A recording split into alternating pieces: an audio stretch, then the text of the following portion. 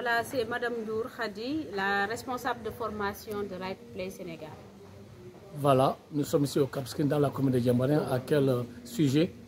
Voilà, aujourd'hui, nous avons organisé un atelier de renforcement de capacité des acteurs médias, notamment les journalistes, dans le cadre de l'égalité de genre, dans les reportages et la protection et sauvegarde des enfants.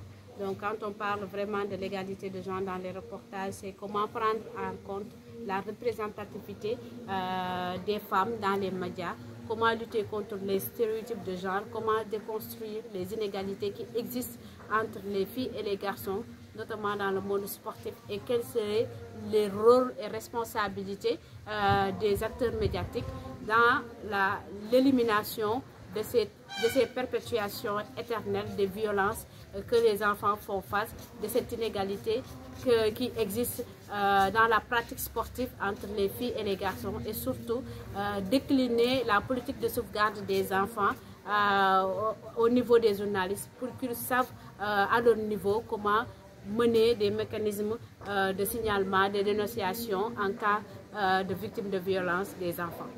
Vous avez convié autour de l'atelier, donc autour de la table, et les journalistes classiques, des reporters, mais aussi des communicateurs classiques, mais aussi des communicateurs traditionnels, non?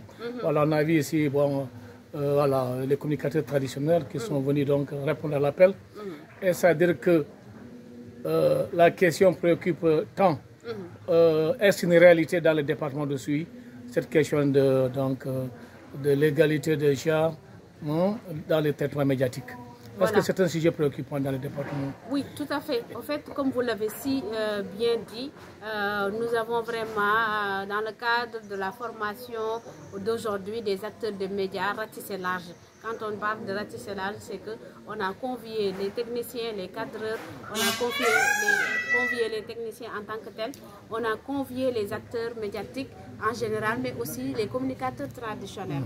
Pourquoi? Parce qu'on sait le rôle prépondérant que ces communicateurs traditionnels ont vraiment à jouer dans le cadre de l'élimination de ces violences-là qui existent, mais aussi dans le cadre du changement de comportement. On sait que les communicateurs traditionnels ont ce pouvoir-là vraiment d'éduquer, de conscientiser et de parler au niveau de la population pour pouvoir sensibiliser plus d'un sur ce phénomène qui existe dans le département. Parce qu'on sait qu'au niveau du département de Oussouye, les enfants sont victimes de beaucoup trop de violences, à l'égard bien sûr des mutilations génitales féminines, à l'égard des grossesses précoces, mais aussi des mariages précoces.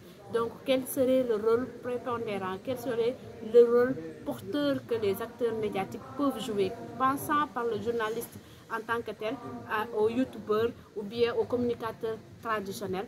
Quelle serait en fait sa mission vraiment à lutter, à conscientiser la population pour qu'on prenne en charge l'égalité de chance et d'opportunités dans les médias, mais aussi pour que les populations puissent entendre, parce que comme on le dit souvent, les journalistes sont les quatrièmes médias, après le pouvoir exécutif, législatif et le pouvoir judiciaire. Ils ont un pouvoir là de conscientiser, ils ont un pouvoir de façonner et ils ont un pouvoir de vraiment promouvoir le développement des populations ou des individualités. Donc c'est vraiment ce rôle que Right to Play a eu besoin de confier à ces acteurs-là pendant ces 3 journées où nous allons vraiment réfléchir sur comment éliminer le sexisme dans les médias, comment faire vraiment face aux obstacles et défis qui gangrènent le développement du potentiel de la fille, et comment les journalistes peuvent réfléchir, passant par la rédaction jusqu'au traitement, à la publication,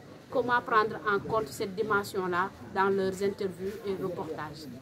D'accord, merci beaucoup.